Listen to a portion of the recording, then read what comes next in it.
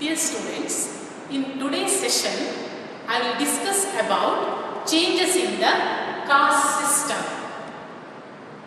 In that, caste in pre-independent period and caste in post-independent period. ವಿದ್ಯಾರ್ಥಿಗಳೇ, ಇವತ್ತು ನಾನು ಜಾತಿ ವ್ಯವಸ್ಥೆಯಲ್ಲಿ ಆದ ಬದಲಾವಣೆಗಳು, ಅದರಲ್ಲಿ ಸ್ವತಂತ್ರ ಪೂರ್ವದಲ್ಲಿ ಜಾತಿ ಹಾಗೂ ಸ್ವತಂತ್ರ ನಂತರದಲ್ಲಿ ಜಾತಿಯ ಬಗ್ಗೆ ವಿವರಣೆಯನ್ನು ನೀಡುತ್ತೇನೆ. ಮೊದಲಿಗೆ caste in pre-independent period.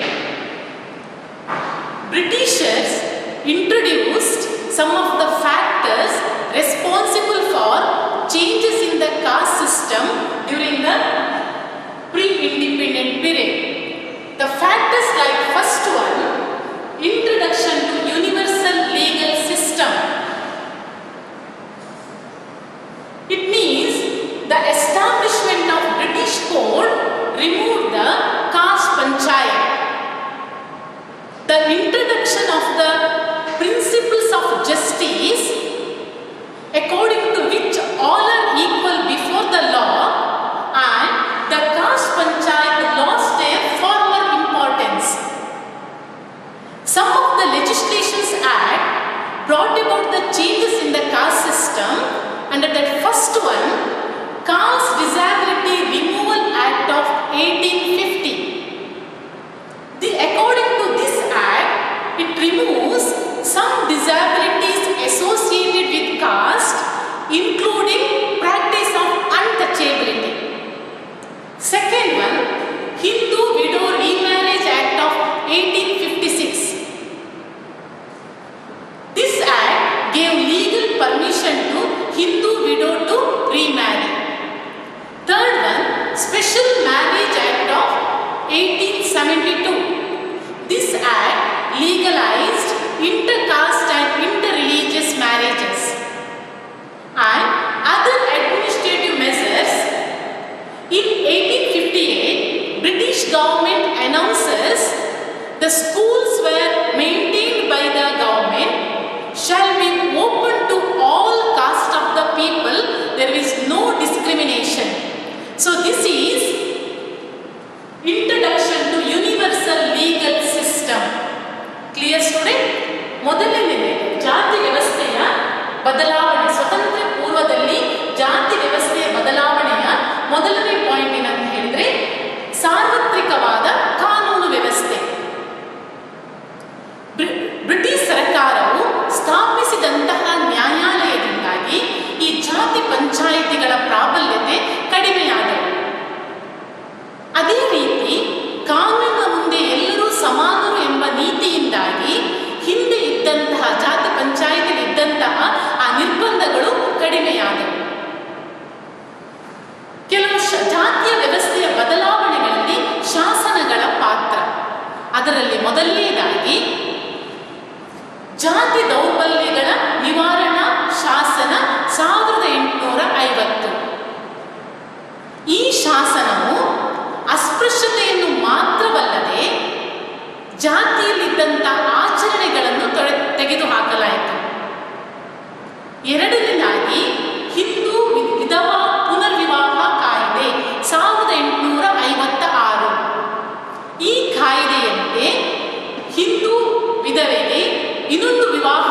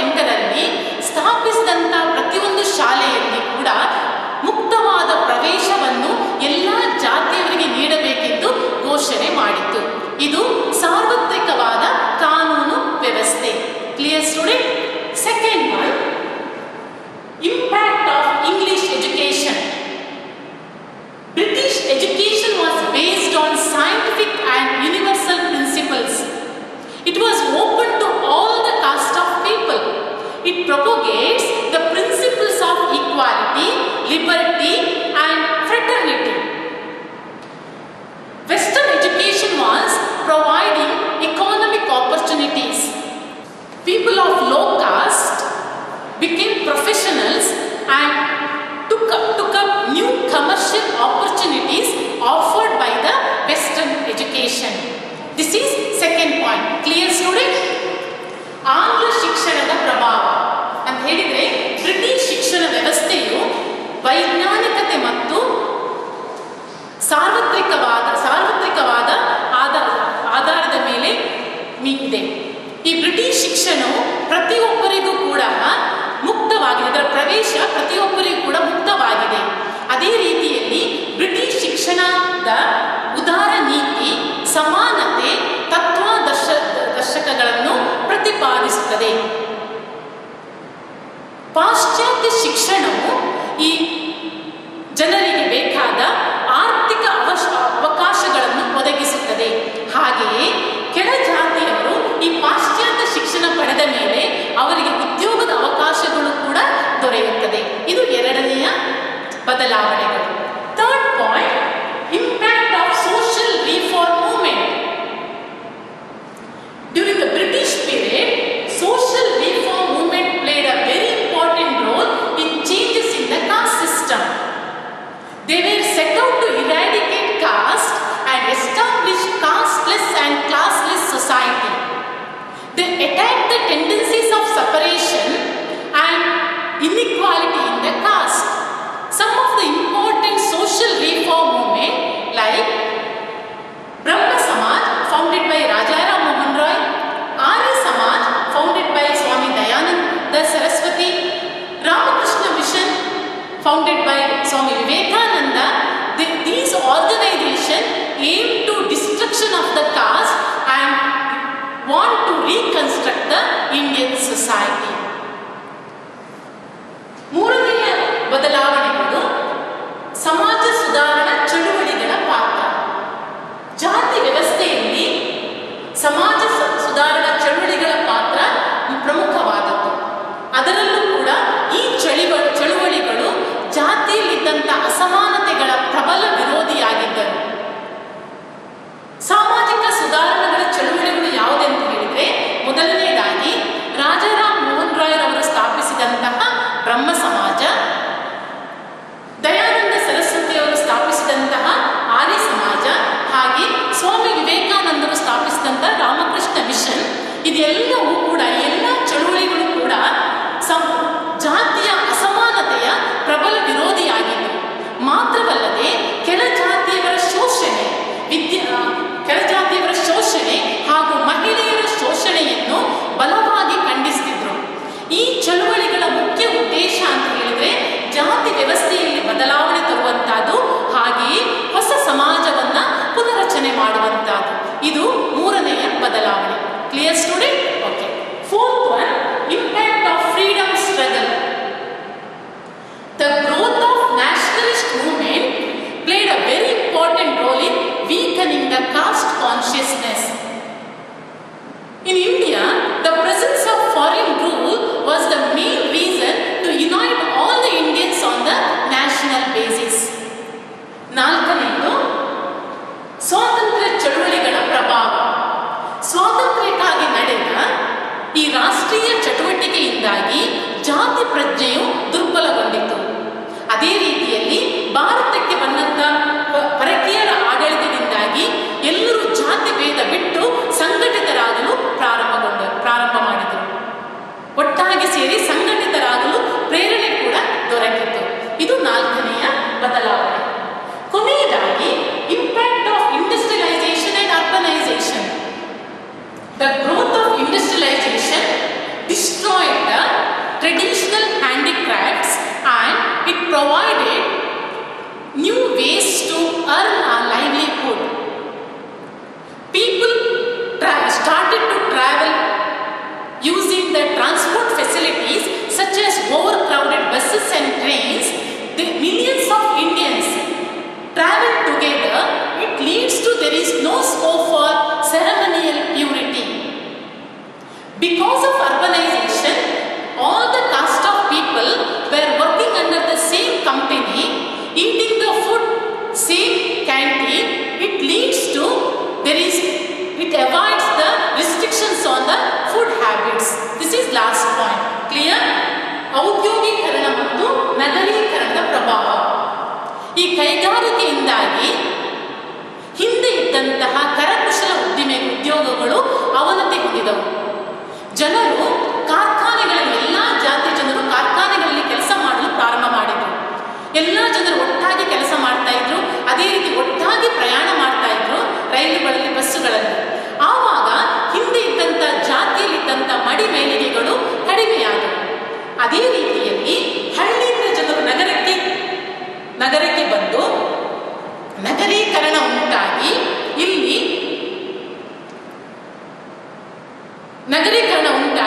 ಇಲ್ಲಿ ಜನರು ಬೇರೆಯವರ ಜೊತೆ ಸಾಮಾಜಿಕ ಸಂಪರ್ಕ ಹೊಂದಿ, ಅಂದರೆ ಬೇರೆ ಅಲ್ಲಿಯ ಜನರ ಜೊತೆ, ಎಲ್ಲ ಜಾತಿಯ ಜನರ ಜೊತೆ ಸಾಮಾಜಿಕ ಸಂಪರ್ಕ ಹೊಂದಿ ಆ ನಗರದ ಜೀವನ ಶೈಲಿಯನ್ನು ಅನುಕರಣೆ ಮಾಡಿದರು. ಇದೆಲ್ಲವೂ ಸ್ವಾತಂತ್ರ್ಯದ ಪೂರ್ವದಲ್ಲಿ ಜಾತಿ ವ್ಯವಸ್ಥೆಯ ಬದಲಾವಣೆಗೆ ಕಾರಣವಾಯಿತು. So these are the point, the caste in pre independent period. Clear student? Okay, next one, caste in post independent period. This you clear? Caste in pre-independent period. I will summarize again. Introduction to universal legal system and impact of English education and impact of social reform movement and impact of freedom struggle and finally impact of industrialization and urbanization. Okay. Next one, caste in post-independent India. There are two aspects. Caste in post-independent India. There are two changes in the caste system after the independence. That is, first one, functional changes, and second one, changes in the role of the caste system. Okay? ಸ್ವಾತಂತ್ರ್ಯ ನಂತರದಲ್ಲಿ ಜಾತಿ ವ್ಯವಸ್ಥೆಯಲ್ಲಿ ಆದ ಬದಲಾವಣೆಗಳು.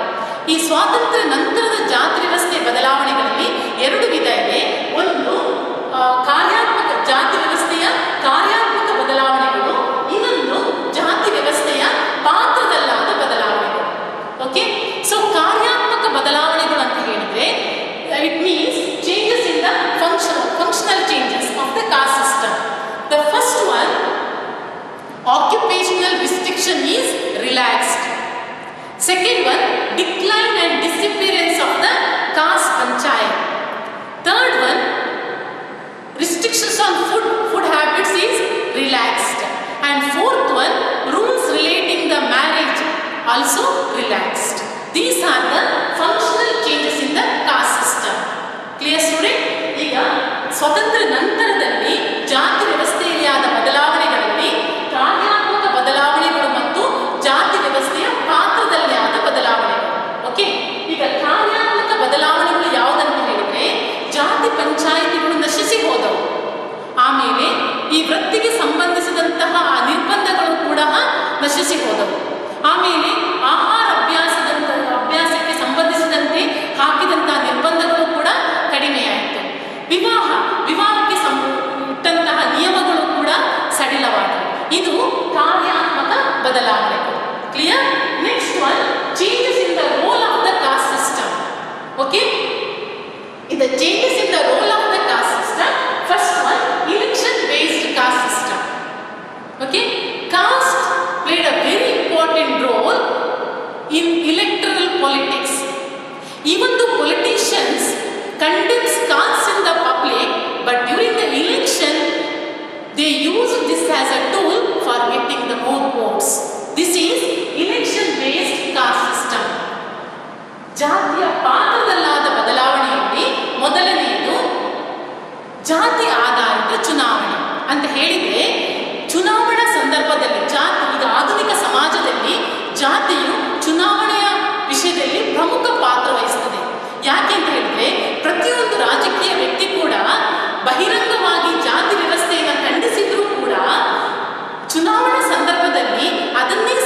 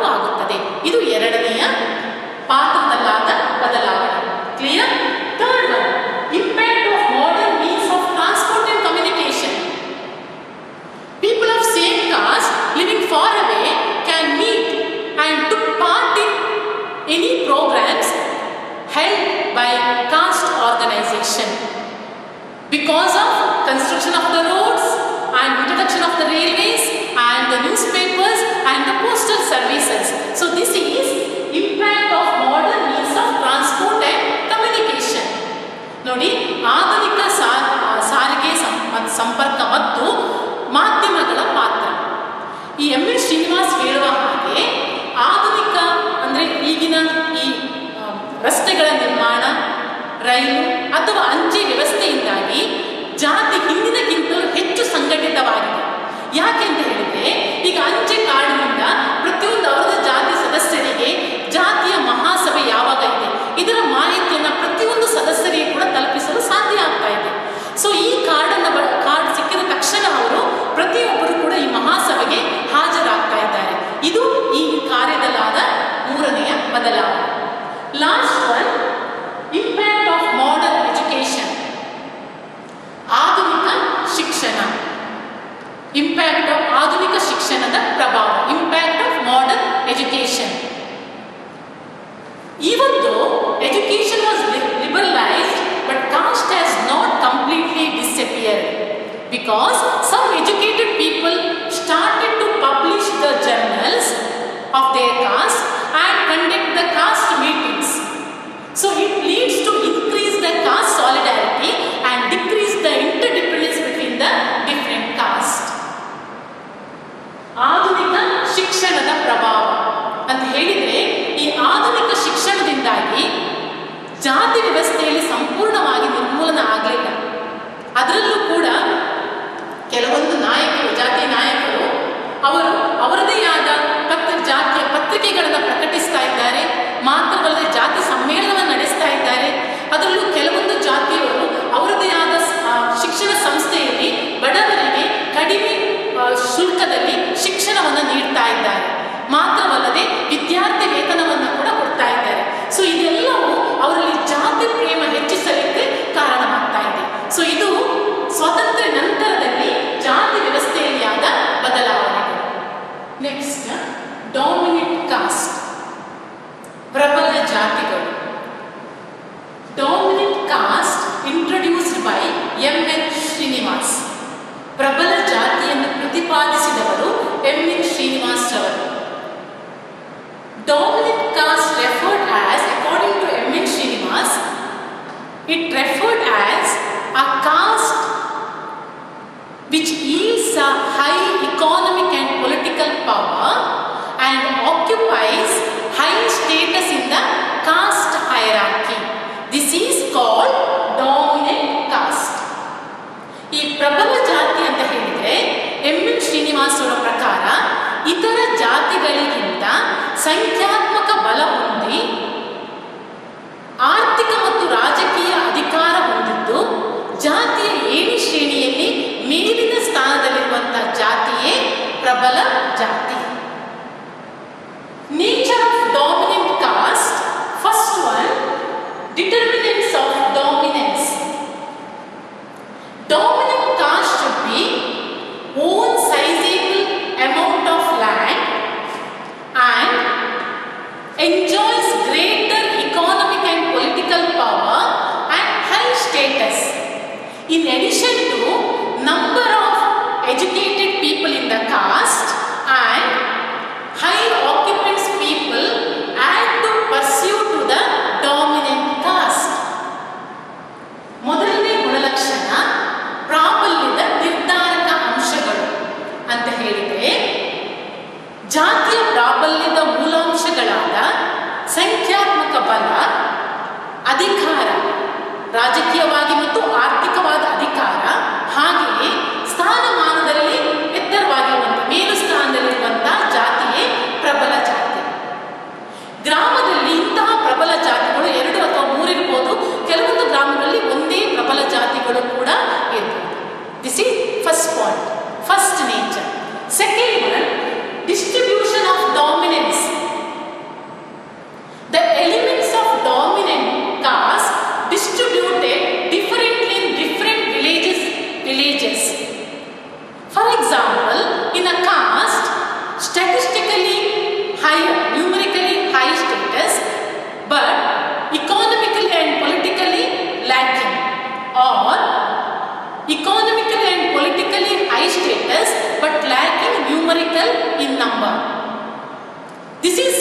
be caste enjoys a form of dominance.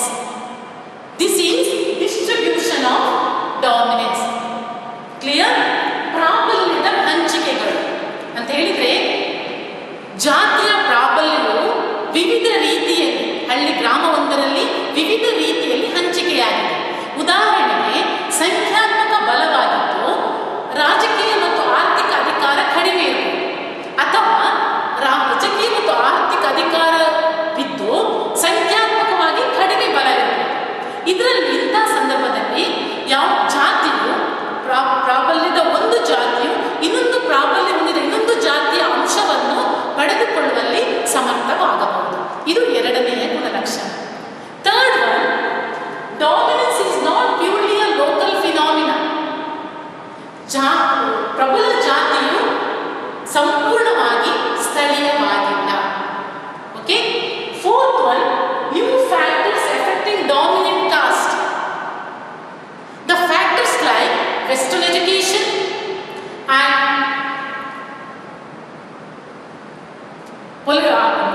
Western education and income from the urban area and administrative in occupation, all these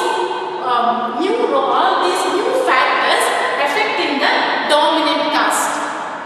I repeat, new factors affecting dominant caste: Western education, administrative in occupational field, and the new income of urban new income affecting the, or high income affecting the dominant caste in India, in village. Clear? ನಾಲ್ಕನೆಯದು, ಹೊಸ ಅಂಶಗಳು, ಪ್ರಬಲ ಜಾತಿಯಲ್ಲಿ ಪ್ರಭಾವಿಸುತ್ತಿರುವಂತಹ ಹೊಸ ಅಂಶಗಳು ಅಂತ ಹೇಳಿದ್ರೆ ಪಾಶ್ಚಾತ್ಯ ಶಿಕ್ಷಣ ಅಥವಾ ಆಡಳಿತಾತ್ಮಕ ಕೆಲಸಗಳು, ಆಡಳಿತ ಕ್ಷೇತ್ರದ ಉದ್ಯೋಗಗಳು ಅಥವಾ ಈ ನಗರದ ಆದಾಯಗಳು, ಇಂತಹ ಹೊಸ ಅಂಶಗಳು ಪ್ರಬಲ ಜಾತಿಯ ಮೇಲೆ ಪ್ರಭಾವ ಬೀರಬಹುದು. Last one, dominant caste at the state level. Okay. In Karnataka, Lingayats and Okkaligas and Lingayats in Karnataka, Naidu and Reddys in Andhra, Elavas and Nayars in Kerala, in Maharashtra, Maratha Brahmins, okay, and northern states like Rajputas and Thakurs. These are the dominant caste at the state level. Okay. ಪ್ರಬಲ ಜಾತಿಗಳು, ರಾಜ್ಯದಲ್ಲಿರುವಂತಹ ಪ್ರಬಲ ಜಾತಿಗಳು ಯಾವುದಂತ ಹೇಳಿದ್ರೆ ಕರ್ನಾಟಕದಲ್ಲಿ ಒಕ್ಕಲಿಗರು ಮತ್ತು ಲಿಂಗಾಯತರು, ಆಂಧ್ರದಲ್ಲಿ ನಾಯ್ಡುಗಳು ಮತ್ತು ರೆಡ್ಡಿಗಳು, ಕೇರಳದಲ್ಲಿ ಎಳವಾಸ್ ಮತ್ತು ನಾಯರ್ಗಳು, ಹಾಗೆಯೇ ಮಹಾರಾಷ್ಟ್ರದಲ್ಲಿ ಮರಾಠ ಬ್ರಾಹ್ಮಣರು. ಅದೇ ರೀತಿಯಲ್ಲಿ ಉತ್ತರ ದೇಶದ ರಾಜ್ಯಗಳಲ್ಲಿ ಠಾಕೂರರು, ಠಾಕೂರರು, ಇವರು ಪ್ರಬಲ ಜಾತಿಯ ರಾಜ್ಯದಲ್ಲಿರುವಂತಹ ಪ್ರಬಲ ಜಾತಿಗಳು. ರಾಜ್ಯದಲ್ಲಿರುವಂತಹ ಪ್ರಬಲ ಜಾತಿಗಳು ಯಾವುದಂತ ಹೇಳಿದ್ರೆ ಕರ್ನಾಟಕದಲ್ಲಿ ಲಿಂಗಾಯತರು ಮತ್ತು ಒಕ್ಕಲಿಗರು, ಆಂಧ್ರದ ನಾಯ್ಡುಗಳು ಮತ್ತು ರೆಡ್ಡಿಗಳು, ಹಾಗೆಯೇ ಕೇರಳದ ಎಳವಾಸ್ ಮತ್ತು ನಾಯರ್ಗಳು, ಮಹಾರಾಷ್ಟ್ರದ ಮರಾಠ ಬ್ರಾಹ್ಮಣರು. ಉತ್ತರ ದೇಶದ ರಾಜ್ಯಗಳಲ್ಲಿ ರಜಪೂತರು ಮತ್ತು ಠಾಕೂರರು, ಇವರೆಲ್ಲರೂ ನಮ್ಮ ರಾಜ್ಯದ, ಭಾರತದಲ್ಲಿನ ರಾಜ್ಯದ ಪ್ರಮುಖ ಪ್ರಬಲ ಜಾತಿಗಳಾಗಿವೆ. This is dominant caste at the state level. So these are the nature of the dominant caste. Clear? I repeat, determinants of dominance, distribution of dominance,